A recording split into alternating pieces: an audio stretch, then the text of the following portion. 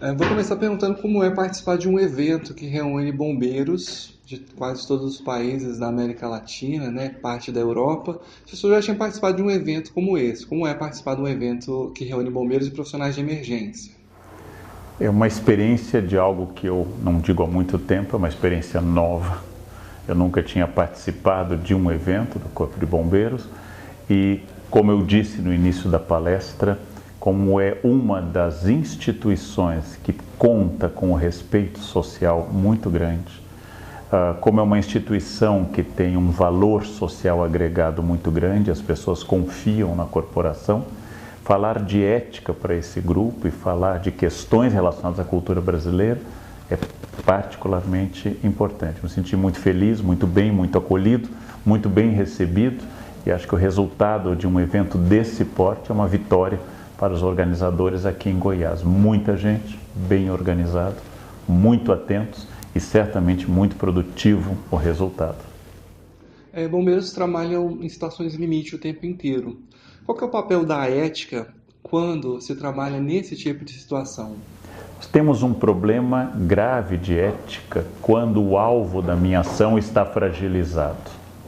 Nós temos um problema grave num hospital, nós temos um problema grave numa situação de acidente, num incêndio, num sinistro qualquer, porque as pessoas alvo do meu trabalho não podem reagir normalmente.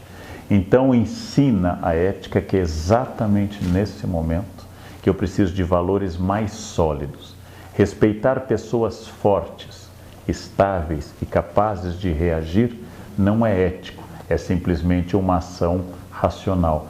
Respeitar pessoas fragilizadas, doentes, inconscientes ou desesperadas é um exercício de ética quase heróico. Por isso que a situação do médico na emergência, do bombeiro na emergência, é absolutamente um desafio acima da média e uma necessidade imperativa de ética, de tal forma que é aqui que o valor ético se revela muito mais forte e muito mais importante. O senhor já disse que a nossa sociedade, especialmente nas redes sociais, está contaminada pela agressividade. Qual que é a postura de organizações como o Corpo de Bombeiros deve tomar diante de tanto ódio? Bem, a agressividade é um dado contemporâneo. Ela é muito reforçada pela omissão do sujeito na internet, ou seja, eu não estou presente. Se eu lhe ofendo pessoalmente nesse momento, eu tenho um risco de um enfrentamento. Na internet basta bloqueá-lo. A internet dá abrigo a muita covardia, porque através de um nome falso, de um pseudônimo, eu posso dar vazão a todo o ódio e todo o meu ressentimento na forma de uma agressão.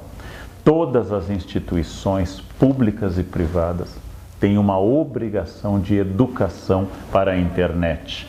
Todas as instituições devem e podem manter uma grande atenção sobre a violência, inclusive a violência de comunicação na internet.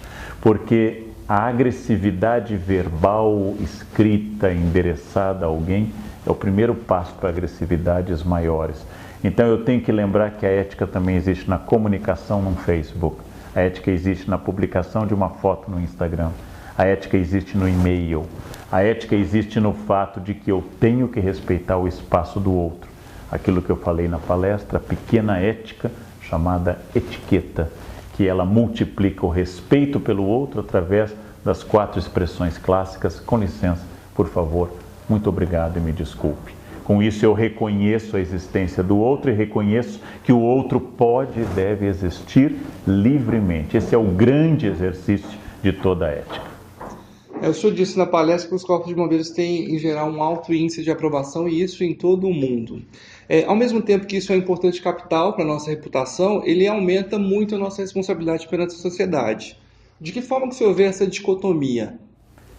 Os bombeiros têm um alto capital social de credibilidade, de valor agregado. O que significa, em primeiro lugar, que existe uma responsabilidade grande em mantê-lo e corresponder a ele, e existe uma pressão certamente estressante de ser bom o tempo todo.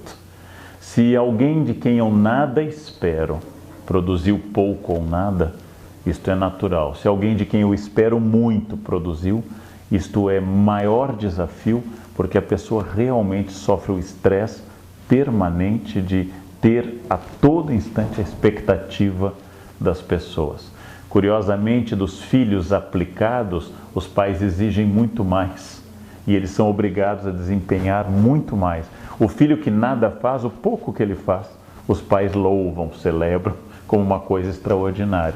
O bombeiro funciona como um filho aplicado, que já faz muito, é pouco notado e querem que faça ainda mais e acham que nada mais é do que a sua obrigação em fazer tudo aquilo. Então é um desafio muito grande, a expectativa cria isso, mas o fato do Corpo de Bombeiros continuar atraindo muitos homens e mulheres em busca não apenas de uma carreira, mas uma carreira significativa, que envolva a defesa da vida humana, que envolva quase que diariamente a situação de risco, é sinal de que as pessoas ainda correspondem a isso, porque a vocação para bombeiro é uma vocação que está presente nas crianças.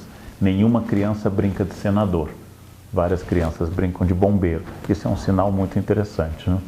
Para a gente finalizar, eu queria saber se o senhor já sonhou quando criança ser bombeiro e se o senhor teve alguma outra relação com bombeiro, algum atendimento, já precisou do Corpo de Bombeiros, para saber a sua relação com a instituição. Eu sou uma pessoa atípica que desde a primeira infância sonhei ser professor e nunca mudei de opinião.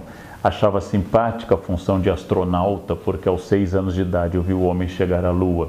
Achava simpática na minha cidade natal, São Leopoldo, no Rio Grande do Sul, a existência de mais de um quartel de Corpo de Bombeiros. Achava épico, heróico em incêndios históricos que houve na cidade a atuação. Mas eu sou uma pessoa atípica. Desde que eu nasci, eu queria ser professor e nunca mudei de opinião. Em parte porque meu pai era professor também e além de advogado. E eu sempre quis isso, mas certamente ganhei também na minha infância e brinquei com carro de bombeiros e lembro especialmente de um. Então faz parte do imaginário infantil. Faz parte do imaginário infantil trabalhar com a ideia de salvamento, de herói, de alguém que faz uma profissão como poucas, talvez médico, outro, que eu não preciso explicar a utilidade. Outras profissões têm que explicar para que serve isso que você está fazendo, qual a utilidade disso. Um bombeiro não precisa explicar para o que ele serve, né? E isso é muito importante e é fundamental fazer parte do imaginário de ação positiva dos brasileiros e do mundo em geral.